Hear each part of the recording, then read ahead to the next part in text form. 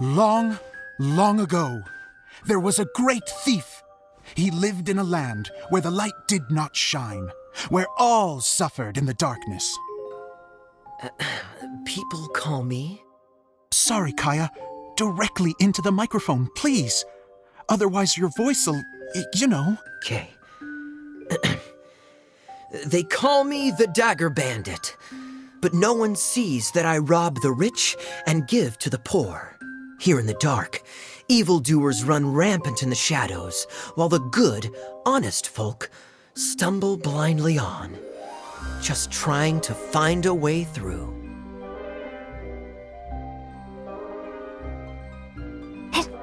As the bandit brooded, suddenly the world was inexplicably changed as a single star appeared on the horizon and flew across the sky.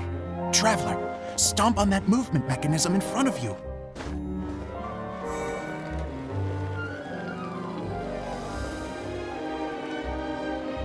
Light. A brief flash, yet enough to illuminate the world. If I can find the source of that light, I can shine it into the darkness, and the people will suffer in blindness no longer.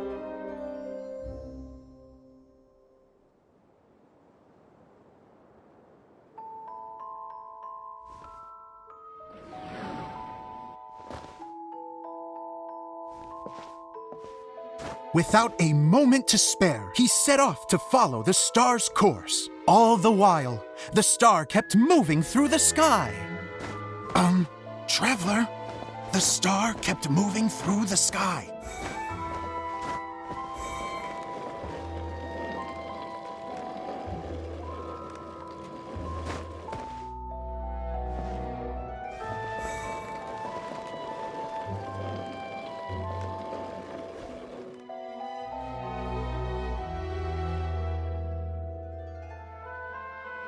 Looks like I have to go through the desert.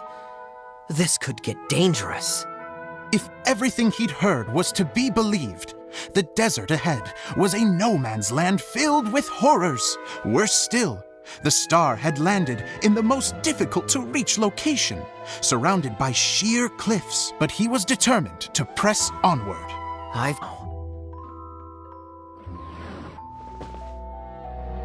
The Dagger Bandit trekked deep into the desert wasteland.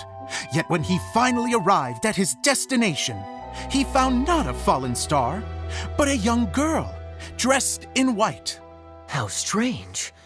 I'm positive this is where the star landed. Young lady, do you know where the light has gone?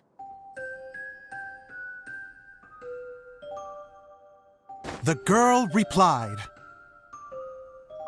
Traveler from afar, the light you seek is only a bottled flame. But the flame has now died, and its light is long gone.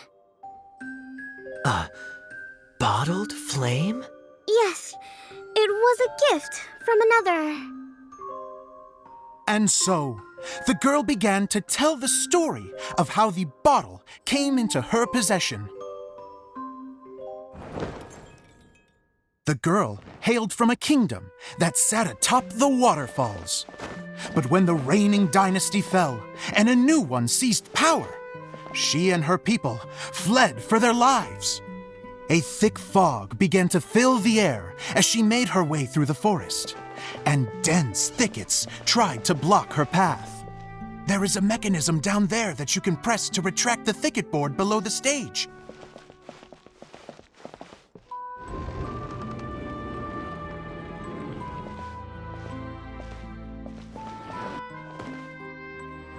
If I only had a lamp to guide me through this wretched forest, then I could survive.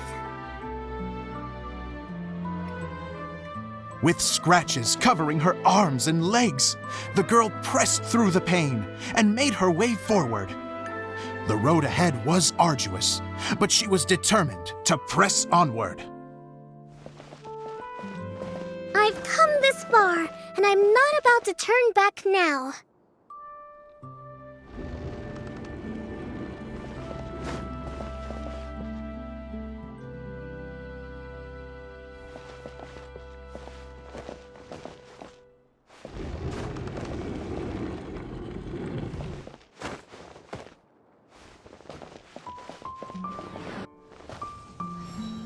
But just as she was drawing near her destination, a huge stretch of thorns and brambles suddenly came into view.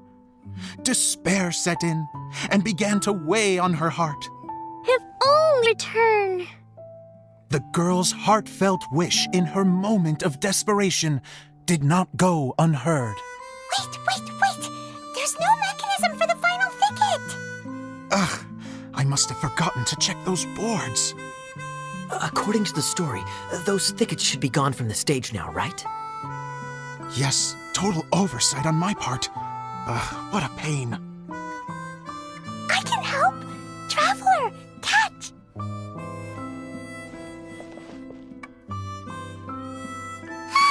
It's a Jumpy Dumpty!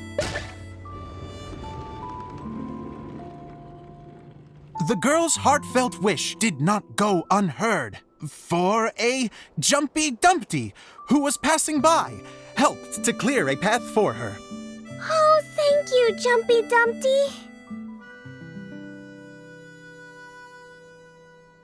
And so the girl continued her journey deeper into the forest. But what she found there was not a lamp, but a mage glowing with fire. So, just to clarify, it was supposed to be the mage who helped burn a path through the thicket. Save it for the end, man! The mage took pity on the girl and handed her a bottle. Then, the mage began to tell the story of how the bottle came into her possession. The fiery mage had an adventurous spirit and enjoyed taking long journeys. On one such journey, while taking rest in an oasis, she found a beautiful bottle by a crescent-shaped lake. Klee, quick, get in the light. Coming! She was an extraordinary mage with the power to grant people their wishes. She turned the bottle into a thing of equally extraordinary power. But the only place that it could make wishes come true was inside of the bottle. Oh me! Oh my! Look at this wonderful bottle of mine! It could make a fine toy! But better still, a sojourner's home! The fiery mage blew into the bottle, allowing it to grant one single wish outside its glass walls. Oh, am I supposed to blow into it? Wow, it lit up! A flame was kindled within the bottle, and it began to glow a fiery red. After the mage finished telling her story, she disappeared, leaving only the bottle behind. A magic bottle that can grant wishes.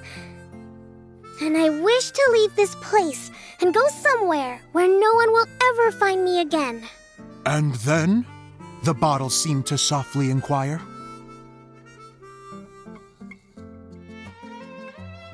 I don't know. The flame in the bottle faded as the girl's single wish was granted, and she found herself in the middle of the desert, far away, where no one could ever find her.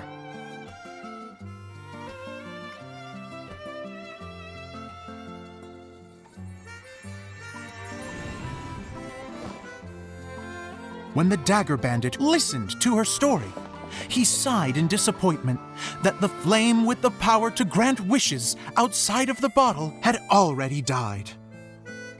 But this doesn't make sense. If it truly granted my wish, then nobody should have been able to find me here. Maybe they shouldn't. The desert is difficult and dangerous to navigate, but I was determined to make it, no matter what. Then take this bottle with you for your trouble. It may be able to grant you your wish, though sadly, only within the confines of the bottle itself. All I wish for is light. Honoring the bandit's request, the girl wished for light inside the bottle, and sure enough, it lit up. They found that while the light was only generated within, it could nonetheless shine through the glass and reach anywhere in the outside world.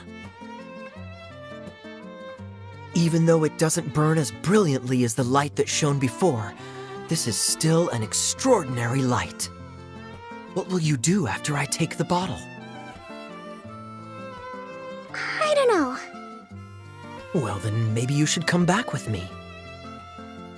With no reason to refuse, the girl accompanied the Dagger Bandit back to the land where the light did not shine.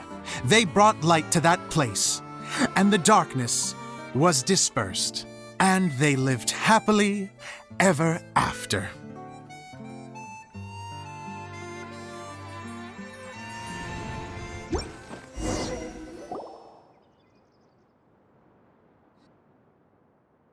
Seems the show went pretty well.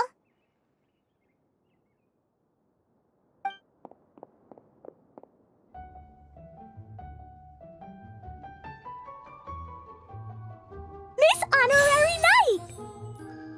Didn't I do great? I felt like I really was the fiery mage. Wow, great costume, Glee! As soon as Paimon saw your shadow, she thought straight away, what a cute hat! Glee loves it! Thanks, Mr. Zosimos! Oh, wait, no, I mean, Mr. Director. Mr. Director? Huh, no one's ever called me that before. Thank you, my dear little mage. Thank you so much. Oh, I'm so happy. Miss Adia said that she tailored it a little bit so it would fit me, but you were the one who designed and made it. You're amazing. Yeah, that's amazing. And it sounds like Adia did a great job too. It was nothing really. Just one of those, oh no, whatever shall I wear to the ball moments. Sewing comes in handy at times like that. Sewing is an art in its own right. You're more talented than you give yourself credit for, Adia. Really? Oh, I'm just gonna go for a second. Please, chat amongst yourselves. She gets embarrassed so easily. She really can't handle being in the spotlight. Idia's a sensitive person and doesn't have a whole lot of self-confidence. I hope all the excitement hasn't brought her to tears. Oh, I'm a little worried. Don't worry. I'll go make sure she's okay. I'll see you all later.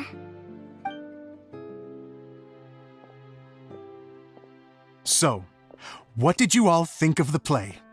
Any thoughts? Huh? Uh-oh. Time to get serious. Now, are you sure you want to hear what we really think? Oh, absolutely. I had the courage to ask, didn't I? So, don't mince your words. Go ahead. Speak your mind. I can take it. Okay, Paimon will go first. So, the dialogue at the beginning was pretty good, but it ran out of steam as the story went on. Paimon could tell that you ran out of inspiration somewhere along the way. The characters were honestly a little bit... The moment anyone started to show any kind of substance, suddenly the scene was over. Yes, all very good points, Paimon. I would add that in its attempt to pay tribute to the series 1,000 Nights, all semblance of a coherent was sacrificed. Plus, I do have to penalize you for the issues with the props. Miss Adia, what are you doing back here? Oh, you know, I return like the tide when people start discussing something important.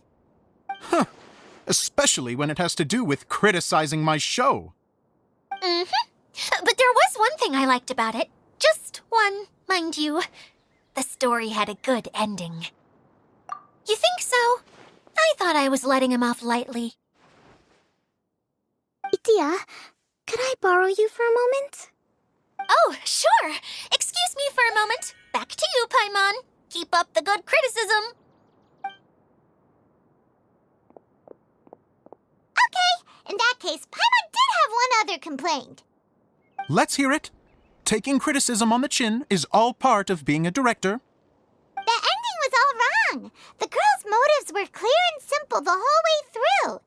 It was kind of jarring when all she had to say was, I don't know.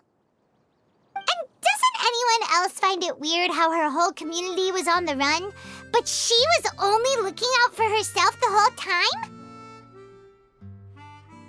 I'm fine. I'm not going to improve without feedback. I also learned a lot this time with the chance to be off stage. To be honest, it was a dream come true. What a great attitude! You don't seem upset at all by our comments. I wouldn't say I'm completely unaffected, but you're only speaking the truth. They're all very valid points. Still, now that Paimon thinks about it, you did finish the script in a bit of a rush. Maybe we were being a little too hard on you. That's perfectly fine. Nothing is as important to me as my work on the stage. We all use our imaginations when we're kids, right? I used to play with dolls and my own cardboard cutouts by the light of an oil lamp. The shadows would come to life and dance on the walls. I never got tired of it.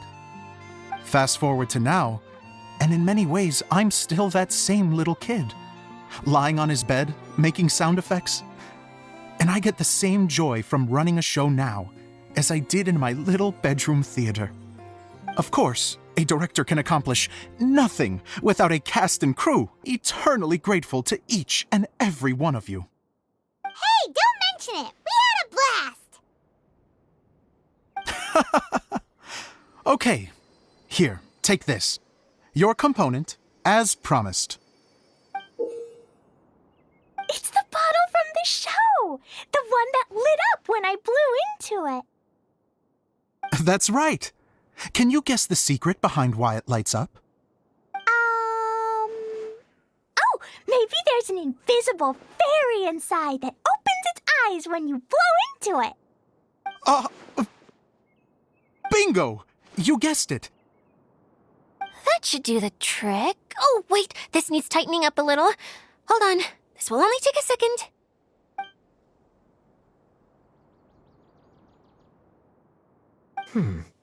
This outfit's more fashionable than I imagined.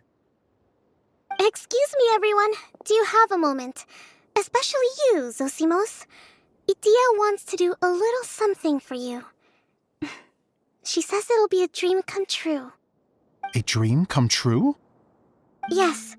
She said that as useless as she is, she wants to do something for you as the first person to have heard of your dream of being a director. Her words, not mine. I'd have to disagree, though.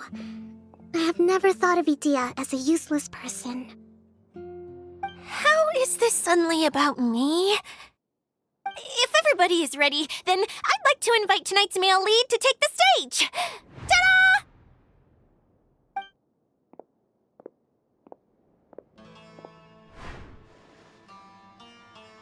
Wow! Cool! Kaya's turned into the real Dagger Bandit! How is me changing outfits supposed to make the director's day? It's just a prototype costume. Is he that easy to please? Don't be silly. If I know our director, nothing will make him happier than to see his ideas brought to life by the right actor. Well, then I'm happy to oblige. Who am I to argue with the star of the show? Zosimos drew up countless designs and made a few prototypes before landing on this one. It just needed some tailoring to fit properly, so I made a few stitches here and there. I hope the result isn't a disappointment. Oh, it's perfect. Idia, I'm...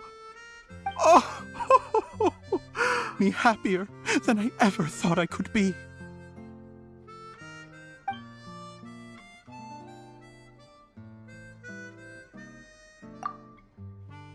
How are you doing? Recovered? Oh, I'm good. Thank you again, Idia. Oh, please, don't mention it. Well, now that we have the final component, it's time to say goodbye for now. Let's head to the core of the Valyria Mirage and get this place fixed up. Can I keep wearing my costume? Please do, by all means. Both of you can keep your costumes. It seems only fair.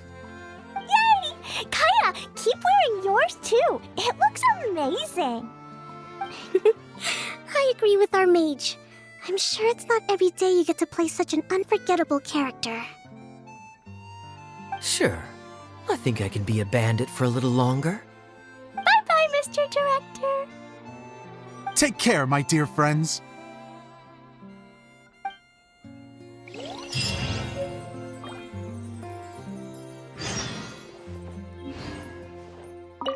You're going to attempt to repair the core now, right? I hope it goes smoothly. I feel so honored to have met you all. You were a wonderful cast. Thank you once again. I'm so grateful for everything you have done for me.